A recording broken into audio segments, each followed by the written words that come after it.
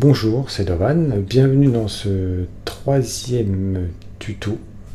En fait, c'est pas vraiment un nouveau tuto, je vais répondre à une demande d'un de mes abonnés concernant la version de Syracuse que j'avais postée sur YouTube, où il disait justement d'ailleurs qu'on ne voyait pas assez bien la position de mes doigts. Donc je vais reprendre ce morceau là en montrant les accords utilisés. Donc c'était une mélodie j'avais pris la tonalité en Do majeur.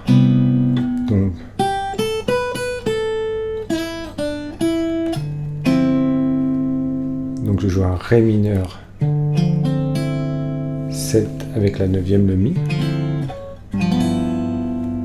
Sol 13, l'île de Pâques et Kérouan, Do majeur 7.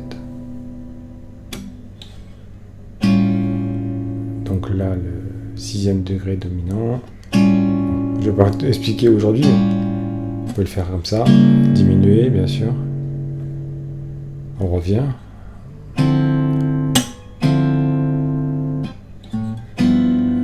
À glisser l'aile sous le vent. Do majeur 7, ouais, on peut faire avec un Ré, la 9e. Et on repart. Voir les jardins de Babylone. Donc là, ça repart.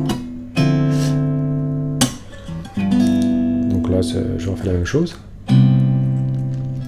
Pour la deuxième partie, ça va sur le 4e degré, sur le Fa. Donc, voir le pays du matin calme. Donc Sol mineur 7. Do 9.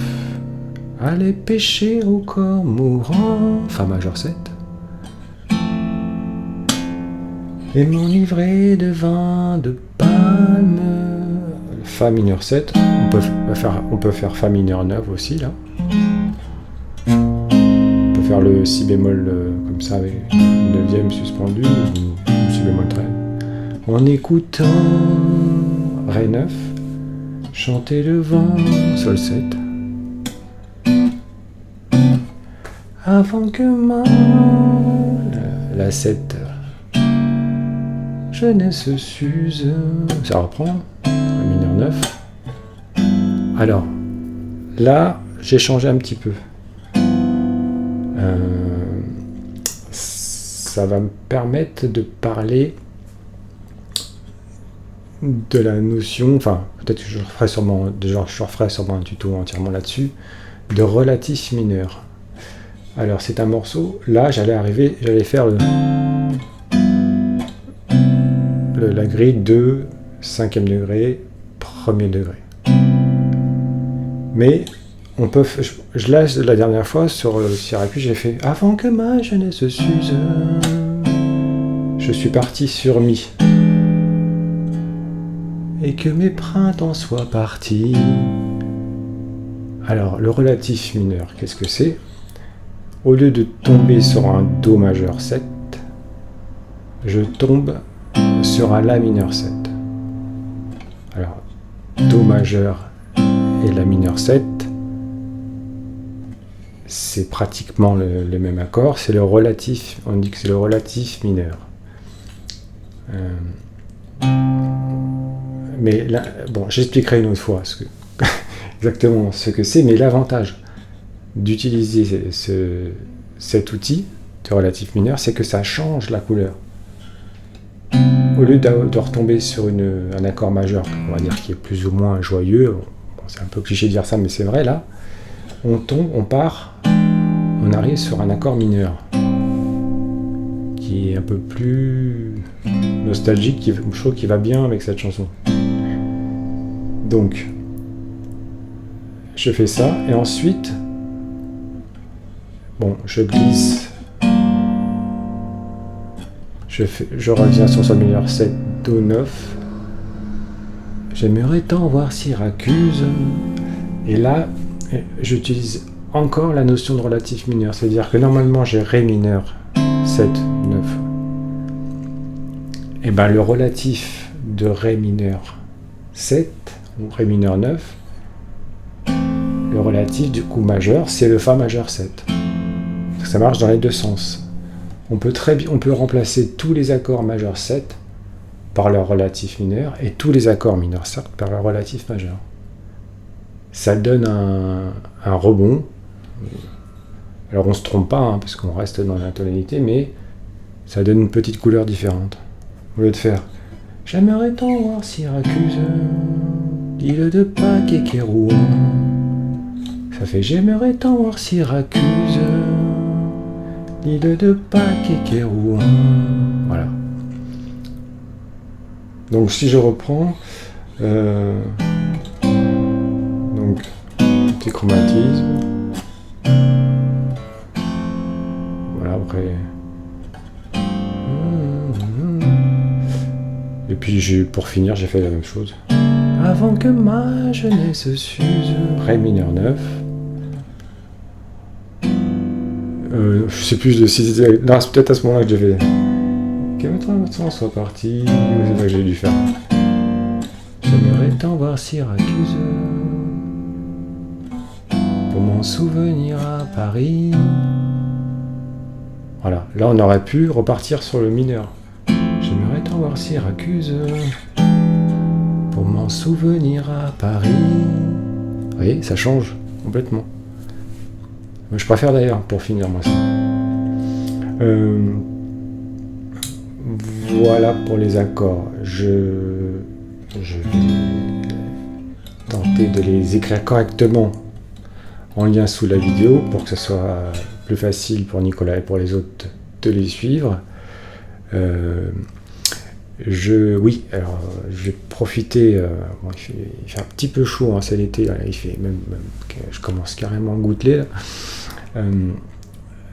On m'a demandé d'essayer de clarifier certaines. Quand on est dans une gamme majeure, il y a 7 notes, 7 accords qui sont inclus dans la gamme. Et quand on parle de degrés, en fait, c'est la même chose. C'est-à-dire que si je suis en Do majeur, Do, ça va être mon premier degré, Ré, ça sera le deuxième degré, Mi, le troisième, ainsi de suite. Après, il y a des noms. Do, ça sera la tonique ou la fondamentale. Ré, ce sera la sous-dominante, je crois, ou sub-dominante. Mi, la tierce. Voilà, Sol, la corde dominante ou le cinquième degré. Mais en fait, tout ça, c'est un chiffre, un nom, mais c'est la même chose, tout ça. C'est vrai que ça peut paraître des fois un petit peu théorique quand on parle de ça, mais ce qu'il faut savoir, c'est comment se construit une gamme majeure. Tous les accords, en fait, sont un empilement de tierces. Je suis en Do, donc Do, Ré, Mi, Fa, Sol, La, Si, Do. Comment j'ai mon Do, Mi, Sol, mon premier accord au départ? Eh ben, je joue le Do, je ne joue pas la Ré, je joue le Mi, je ne joue pas le Fa, je joue le Sol. Je ne joue pas le La, je joue le Si, si j'ai 4 sons. Do, Mi, Sol, Si. Voilà mon premier accord. Mon deuxième degré ou accord, c'est la même chose encore une fois. Eh ben, je joue mon Ré, donc c'est ma deuxième note. Je ne joue pas le Mi, je joue le Fa. Je ne joue pas le Sol, je joue le La. Je ne joue pas le Si, je joue le Do. Ré, Fa, La, Do. Vous voyez, donc à chaque fois c'est un empilement de tierces. Mi, Sol, Si, Ré. Fa, La, Do, Mi. Sol, Si, Ré, Fa, ainsi de suite. Donc c'est comme ça que sont construits les accords de la gamme majeure. Bon, ça après, c'est l'habitude, hein, c'est l'habitude à force de les voir, on les apprend par cœur. En fait, ce qu'il faut bien comprendre, ce sont les intervalles, les accords, enfin, comment sont construits les accords de la gamme et quelles sont les relations des notes entre elles. C'est ça le plus intéressant. Voilà, donc j'espère que ça éclaircit un petit peu le spielblick, comme dire l'autre. Et en fait, on est obligé un petit peu quand même de passer par là parce que tout ça, en fait, ça nous apprend à repérer les accords, les tonalités déjà, les accords, et surtout à repérer les cadences utilisées, qui sont utilisées le plus souvent. Une cadence, qu'est-ce que c'est? Une cadence, c'est un enchaînement d'accords. Et donc, Il y en a des standards, hein, évidemment, des connus, et elles sont partout dans toutes les chansons. Et quand on les repère facilement, eh ben on est moins perdu, déjà harmoniquement, on sait où on est. Voilà, après, donc évidemment, si on veut improviser, c'est plus facile. Donc tout découle de là un petit peu, quoi. C'est pour ça que il faut apprendre au début un peu, après ces gammes majeures, ces constructions, pour pouvoir être un peu plus à l'aise. Euh, voilà, écoutez, bon, je vais arrêter là parce qu'il fait vraiment chaud là ce soir. Donc, si vous avez des idées, n'hésitez pas à me poster les demandes ou quoi que ce soit, hein. Ben, pour l'instant, je vous laisse et je vous dis à la prochaine. Au revoir.